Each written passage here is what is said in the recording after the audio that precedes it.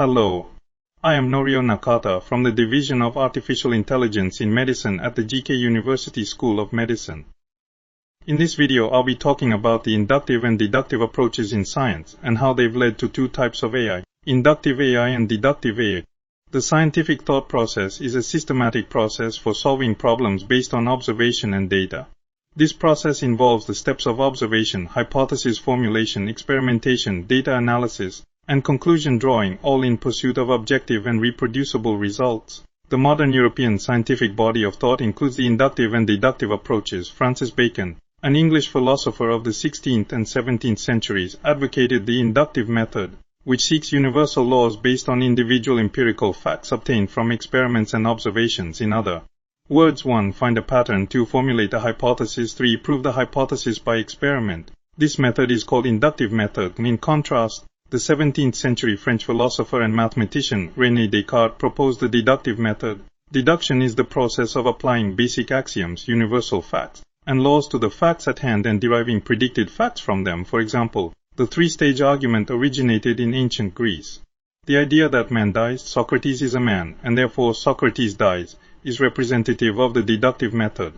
This argument can be expressed in the formula A equals B equals C therefore equals C, which becomes AI can be broken down into categories like this. Machine learning is a subset of AI. Neural networks are a subset of machine learning, and deep learning is a subset of neural networks.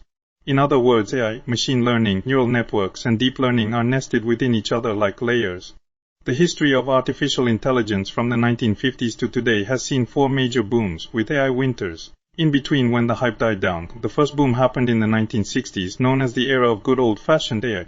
The second boom came in the 1980s, driven by the idea that if we could teach AI the knowledge of experts, it would become smart. This led to the development of expert systems. However, despite massive investments of time, money and manpower, certain problems couldn't be solved and the boom fizzled out. Then in the late 2000s and into the 2010s, the third AI boom arrived with deep learning.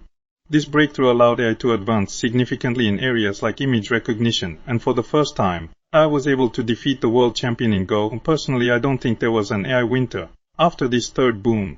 Instead, following the success of deep learning, we entered the fourth AI boom in the late 2010s, with the rise of LLMs, large language models like ChatGPT, which brings us to where we are today.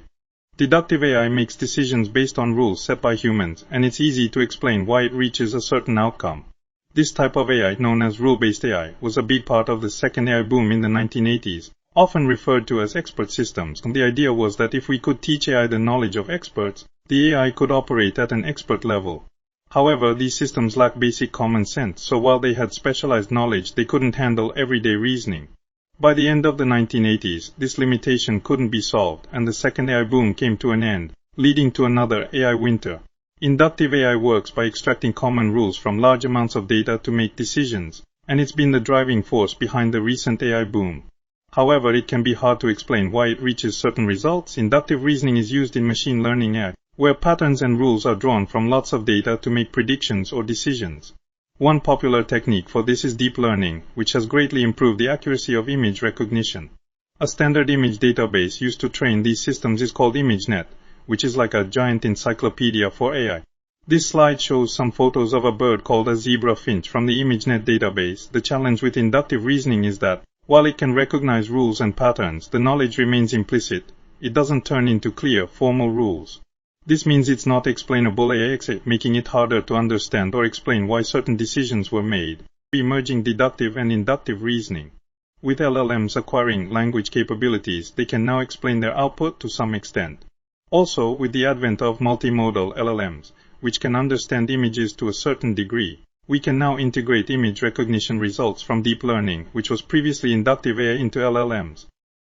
In this way, with the arrival of the fourth AI boom, humanity is steadily solving many of the challenges AI once faced.